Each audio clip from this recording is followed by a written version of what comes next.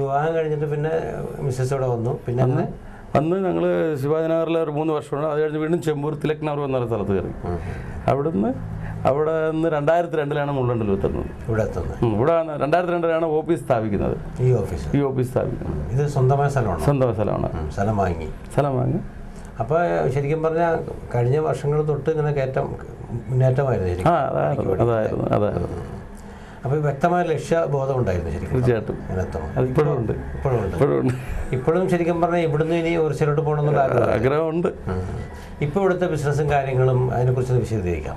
അങ്ങനെയാണ് പ്ലംബിങ്ങിൻ്റെ വേറെ എന്തൊക്കെയാണ് പ്ലംബിങ്ങിൻ്റെ പിന്നെ വേറെ അതിനോടനുബന്ധിച്ച് വേറെ എന്തൊക്കെ? പ്ലംബിങ് തന്നെ ഫയർ ഫൈറ്റിംഗ് മീൻസ് അത് പൈപ്പിംഗ് വർക്ക് തന്നെയാണ്. അത് നമ്മുടെ ഒരു ബിൽഡിങ്ങിൽ തീ പിടിച്ചു കഴിഞ്ഞാൽ പെട്ടെന്ന് ഓട്ടോമാറ്റിക്കായിട്ട് സ്പ്രിംഗ്ലർ പൊട്ടിയിട്ട് വെള്ളം ഇങ്ങനെ ചീറ്റും. 68 ഡിഗ്രി സെൻറ്റിഗ്രേഡിൽ ചൂട് വന്നു കഴിഞ്ഞാൽ ആ സാധനം പൊട്ടും. സ്പ്രിംഗ്ലർ എന്ന് പറഞ്ഞ സാധനം. അപ്പോൾ ഓൾറെഡി ഇതിനകത്ത് വെള്ളം ചാർജഡാണ്. നേരത്തെ നമ്മൾ ഫിക്സ് ചെയ്ത് വെച്ചിരിക്കുകയാണ്. അതെല്ലാം നേരത്തെ ഫിക്സ് ചെയ്ത് വെച്ചിരിക്കുന്നതാണ്. ഫുള്ള് ഫിക്സ് ചെയ്ത് വെച്ചിരിക്കുന്നതാണ്. ഇപ്പോഴത്തെ എല്ലാ ബിൽഡിങ്ങും 4 നില കഴിഞ്ഞാൽ മേലോട്ട് എത്ര ചെയ്താലും ഇത് ഉണ്ടായാലേ വരത്തുള്ളൂ ഇന്ത്യയിൽ എവിടെയും. അത് മസ്റ്റായിട്ട് വേണം. ഇല്ലെങ്കിൽ നമുക്ക് ബിൽഡിങ്ങിന് ഒക്യുപേഷൻ കിട്ടത്തില്ല. അത് ഒരു ഒക്യുപേഷൻ കിട്ടണമെങ്കിൽ ഇത് ചെയ്തല്ലേ വരത്തുള്ളൂ. നമ്മുടെ കേരളത്തിലുണ്ടോ? എല്ലായിടത്തും ഉണ്ട്. പിന്നെ തിരുവനന്തപുരത്ത് ജിഞ്ചർ ഞാനല്ലേ ചെയ്തേ. തിരുവനന്തപുരം ജിഞ്ചർ കഴക്കൂട്ടം ആ ജിഞ്ചർ അത് താജിൻ്റെ ആണ്. ആ ഹോട്ടലിലും ചെയ്ത് അപ്പോൾ എല്ലാ ഇതിലും ചെയ്തത്. ശരി. ഇപ്പോൾ ഈ 2 വർക്കാണ് ശരിക്കും പറഞ്ഞുള്ളത് അല്ലേ?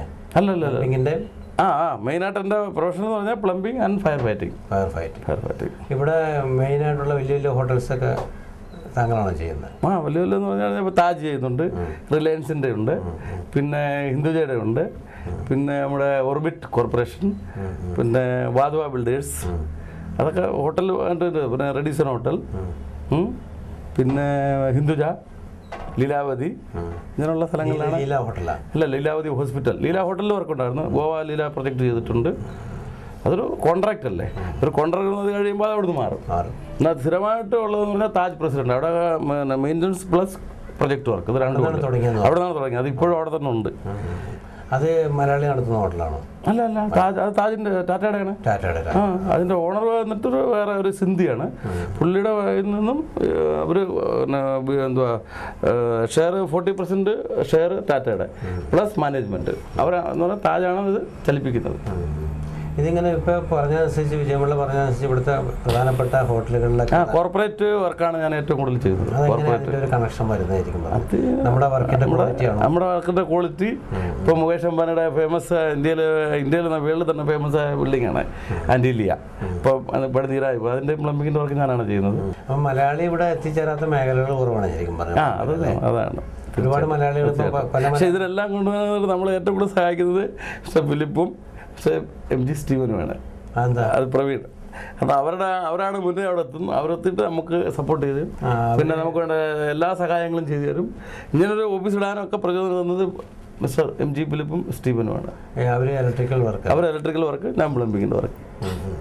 അങ്ങനെ കാരണം അങ്ങോട്ടും ഇങ്ങോട്ടുള്ള സഹായം ഇല്ലെന്നുണ്ടെങ്കിൽ നമുക്ക് മുന്നോട്ട് പോകാൻ പറ്റത്തില്ല. അല്ല അതെന്നാലും നല്ല കാര്യമല്ല മലയാളിയുടെ.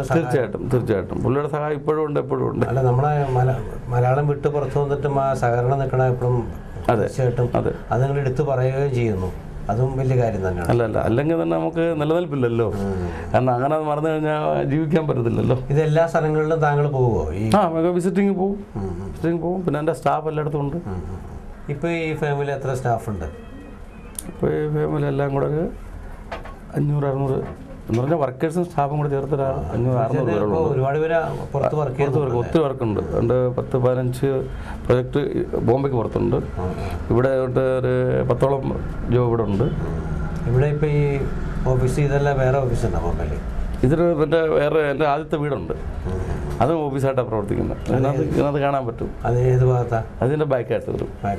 പോകണമെങ്കിൽ അതിലേക്ക് കൂടെ ഇറങ്ങി വരണം.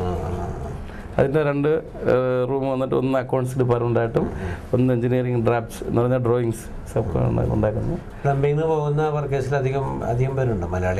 മലയാളികൾ പ്ലംബിംഗ് വർക്കേഴ്സിൽ കുറവാണ്. സ്റ്റാഫിൽ കൂടുതലുണ്ട്. ഓഫീസ് സ്റ്റാഫിനകത്ത് വർക്കേഴ്സ് കൂടുതലും ഒറീസ ആൻഡ് ബീഹാർ. മലയാളികൾ ഒരു കാലത്ത് മലയാളികളായിരുന്നു പ്ലംബിങ്ങിന് ബോംബെയിൽ ഏറ്റവും മുൻപന്തിയിൽ നിന്നത്. എല്ലാവരും വിസയും പാസ്പോർട്ടും ഒക്കെ എടുത്ത് ഗൾഫിലും അവിടെ ഇവിടെയൊക്കെ പോയി. പിന്നെ ഇപ്പം നാട്ടിൽ പിള്ളേരും പഠിക്കാനും ഒന്നും അങ്ങനെയൊന്നും പോകുന്നില്ലല്ലേ. നാട്ടിൽ ജോലിക്കാരവിടെ ഉള്ളത്, നാട്ടിലെല്ലാം പുറത്തുള്ളവരല്ലേ ഇല്ല. അഥവാ കുറേ പേര് ബോംബെയിലുണ്ടെങ്കിൽ അവരുടെ കാശും കൊണ്ട് ജീവിക്കുക, അവിടെ കഴിവതും അവരെ കൊണ്ട് ജീവിക്കുക. നാട്ടിൽ അവർ പണിയെടുക്കാൻ താല്പര്യം, അവർക്ക് ഇഷ്ടമില്ല. പിന്നെ അഥവാ ഇഷ്ടമില്ല ഉടുപ്പിനകത്ത് അഴുക്ക് വരാൻ പാടില്ല. ആ രീതിയിലുള്ള ഒരു എൻ്റെ ഒരു അനുഭവം പറഞ്ഞാൽ എനിക്കുള്ള അനുഭവം അങ്ങനെ ആവുന്നിരിക്കുന്നത്. പലരും പറയുന്നത് അവിടെ പണിയെടുക്കില്ല, പക്ഷെ പുറത്തുനിന്ന് പണിയെടുക്കും, പുറത്തുനിന്ന് കുഴി വെട്ടും അവർ. അത് കറക്റ്റാ.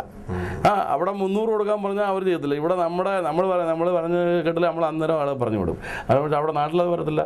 നമ്മൾ മുഖം കറുത്ത് എന്തെങ്കിലും എന്ന് പറഞ്ഞു കഴിഞ്ഞാൽ അവരപ്പോൾ ജോലി വിട്ടാൻ പോകും. നിന്റെ പണി ആർക്ക് വേണം എന്ന് പറയും. ഇവിടെ അങ്ങനെയല്ല, ഇത് നമ്മളെ അവർ ബഹുമാനിക്കും. നാട്ടിലങ്ങനെ നമ്മൾ തിരിച്ച് അവരെ ബഹുമാനിക്കണം. കാലം ഇവിടെ കുഞ്ഞേ മോനെ എന്നൊക്കെ വിളിച്ചെങ്കിൽ നാട്ടിൽ എന്തെങ്കിലും ഒരു പണി എടുക്കും. ഒരു തേങ്ങ ഇടണമെങ്കിൽ ഇത്രയൊക്കെ ചെയ്ത് 100 രൂപയും കൈ കൊടുത്താലേ അവനോട് അത് ആകെ കൂടി ഇത്ര 5 മിനിറ്റ് പണി. 100 രൂപ തരാമെങ്കിൽ ഞാൻ തെങ്ങ കയറി ഒരു തേങ്ങ ഇട്ട് തരാം എന്ന് പറയുന്നൊരു സ്റ്റൈലാണ്. നേരെ പറഞ്ഞാൽ അവിടെയും ജോലി ചെയ്യുന്നുണ്ട്. ബംഗാളികളും തമിഴരും ഒക്കെ ഇഷ്ടംപോലെ നമ്മുടെ നാട്ടിൽ ഇപ്പോൾ വർക്ക് ചെയ്യുന്നുണ്ടല്ലോ. ഇഷ്ടംപോലെ വർക്ക് ബംഗാളികളാണ് ഇഷ്ടംമാര്. ഇപ്പം നാടിനോടുള്ള ഒരു താല്പര്യം അങ്ങനെയായിരിക്കും ഉണ്ടല്ലോ. നാട്ടിൽ പ്രോപ്പർട്ടിയും കാര്യങ്ങളെല്ലാം ഉണ്ട്. നാട്ടിൽ പോകാറുണ്ട്. നാട്ടിലെവിടെയൊക്കെ പ്രോപ്പർട്ടി ഉണ്ട്? നാട്ടിലുണ്ട് പ്രോപ്പർട്ടി. കൊട്ടാരക്കര. കൊട്ടാരക്കരയും കുണ്ടറയും രണ്ടിടത്തുമുണ്ട്. നിങ്ങളുടെ ഈ ബിസിനസ് മാർക്കറ്റിംഗ് സംഭവം ഇവിടെ കേരളത്തിലുണ്ടോ? കേരളത്തിൽ ചെയ്യുന്നുണ്ടോ ബിസിനസ്? ഇല്ലല്ല, അത് ഇവിടെ ഈ ബോംബെ ത്രൂ ആയിട്ട് പോകാറുള്ളൂ. ഇപ്പം തന്നെ താജിൻ്റെ വർക്കായിരുന്നു ട്രിവാൻഡ്രത്ത് ചെയ്തത്. അതിൻ്റെ പേയ്മെൻറ്റും കാര്യങ്ങളെല്ലാം ഇവിടെയാണ് വരുന്നത്. അവിടെ വർക്കാണ്. താജ് മുഖേന കിട്ടുന്ന താജിൻ്റെ ആണത്. ഈ ജിഞ്ചർ ഹോട്ടൽ എന്ന് പറയുന്നത് താജിൻ്റെ ബഡ്ജറ്റ് ഹോട്ടലാണ്. ഇപ്പോൾ അതിൻ്റെ 5ാമത്തെ ഹോട്ടൽ ഇപ്പോൾ ബാംഗ്ലൂർ നടക്കുന്നുണ്ട് എൻ്റെ വർക്ക്. അവർക്കെന്ന് പറഞ്ഞാൽ ഓൾ ഓവർ ഇന്ത്യയിൽ 250 ഹോട്ടൽ ഉണ്ടാക്കണമെന്നാണ് അവരുടെ തീരുമാനം. അതിൽ 23 ഹോട്ടലേ ആയിട്ടുള്ളൂ. അതിൽ 5 ഞാനാണ് ചെയ്തത്. കാരണം ഇവിടെ ഇത് കൂടാതെ പിന്നെ മഹാരാഷ്ട്രയിലല്ലാതെ വേറെ എവിടെയൊക്കെ ചെയ്യും? ഉണ്ട്. ഗുജറാത്തിലുണ്ട്, പിന്നെ പട്നയിലുണ്ട്, ബീഹാറിൽ, പിന്നെ ഭോപ്പാലിലുണ്ട്, ഇൻഡോറിലുണ്ട്, ഗോവയിലുണ്ട്, പൂനെയിലുണ്ട്. അങ്ങനെ ഒരുപാട് സ്ഥലങ്ങളിലൊക്കെ കൈവച്ച് കഴിഞ്ഞു അല്ലേ? ഒരുമാതിരി പേടുന്നത്. ഹൈദരാബാദുണ്ടോ? ഹൈദരാബാദ് 2 പ്രോജക്റ്റ് ഉണ്ട്. ഹൈദരാബാദിലുണ്ട്. നിങ്ങൾ ചെയ്ത പ്രോജക്റ്റുകളിലെ ഏറ്റവും വലിയ പ്രോജക്റ്റ് ഏതായിരുന്നു? ഇപ്പോൾ ചെയ്തതിൽ ഏറ്റവും വലിയ പ്രൊജക്റ്റ് നമ്മുടെ മുകേഷ് അംബാനിയുടെ വീടിൻ്റെ പ്രൊജക്റ്റാണ്. വീടിൻ്റെ പിന്നെ ഇപ്പോൾ അത് വലിയ വീടാണ്. അത് വേൾഡിൽ വന്നിട്ട് 1ാം നമ്പർ ബംഗ്ലോ എന്ന് പറയുന്നത് 27 നിലയുടെ ബിൽഡിംഗാണ് വേൾഡിൽ. അപ്പോൾ അതുകൊണ്ട് വലിയ ആൾക്കാർ വീട് പണിയാൻ തുടങ്ങിയിട്ടുണ്ട്. 27 നില എന്ന് പറയുമ്പോൾ 165 മീറ്ററാണ്. വീടെന്ന് പറയാൻ പറ്റത്തില്ല. അതിൻ്റെ ബാങ്ക്വറ്റ് ഹാൾ എന്നൊക്കെ പറയുന്നത് അത്ര 750 പേർക്ക് ഇരിക്കാൻ പറ്റുന്ന ഒരു ബാങ്ക്വറ്റ് ഹാളൊക്കെയാണ്. അപ്പം നിങ്ങൾക്ക് അതിനൊരു വലിയ ഭീമമായൊരു കോടിക്കണക്കിന് രൂപയുടെ വർക്കായിരിക്കും. 17-18 കോടി രൂപയുടെ വർക്കുണ്ടായിരുന്നു. ആ വർക്ക് ഇപ്പോൾ നടന്നുകൊണ്ട് വലിയ ലാസ്റ്റ് ഇന്നൊരു 5-10% ബാലൻസ് ഉണ്ട്. ബാക്കിയെല്ലാം ടെസ്റ്റിംഗ് കമ്മീഷനെല്ലാം കഴിഞ്ഞ് ഞങ്ങൾ ഹാൻഡ് ഓവർ ചെയ്ത് കഴിഞ്ഞു.